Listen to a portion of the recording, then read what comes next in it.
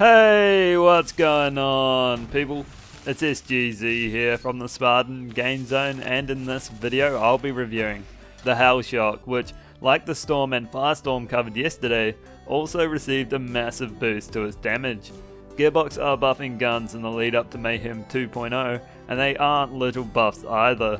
The Hellshock was another to receive a big one, and I'll be covering what was done, as well as tell you where you can go to get one. I'll also let you know what its strengths and weaknesses are so you can get the most out of it. If this video helped you in any way, I'd appreciate it if you could drop a like. It helps keep me happy and uploading videos, and let's crack in. Before we cover what was done to the gun, let's go over how to get it. The Hellshock has an increased chance drop from Gigamind. You can find at this point of the map in the Meridian Metroplex. Is a good farm and a quick one thanks to the close spawn point, so hopefully you won't have to spend too long getting a Hellshock.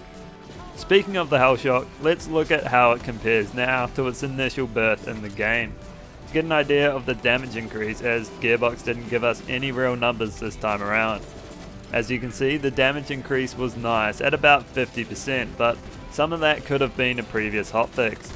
The key thing in the latest one though was the ×2 added to the card, which did the most for its damage increase and doesn't cost any extra ammo.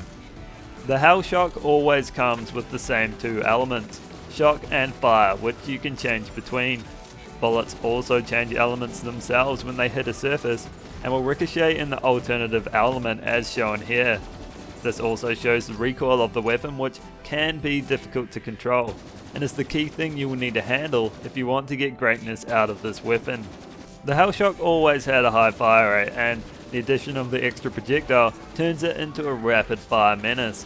It's just what it needed and allows it to drain enemy health bars and fractions of what it used to, and rivals the best guns in doing so. Its magazine size is large enough to complement its fire rate, and its reload time is good too. The shock incendiary combination is a good one and lets you drain shields fast and switch elements to melt the flesh underneath. That's the best option for ammo conservation, but not the most practical due to its charge time, and you're often best to just stick with it on incendiary. Because of its high fire rate and extra projectile, it's good at proccing kill skills on a bounty under flak or seeing dead Zane, and flak can also use fadeaway to hit criticals at a very high speed. However, it is perhaps best on Amara due to her elemental affinity and efficiency with melee one weapons. She can also reduce its charge time and improve its decent damage over time. The Hellshock does have two main weaknesses, which are its accuracy and ammo conservation. It is really hard to keep your aim on your target with its heavy recoil, and is made especially harder when your target is moving, even if they're not moving that fast.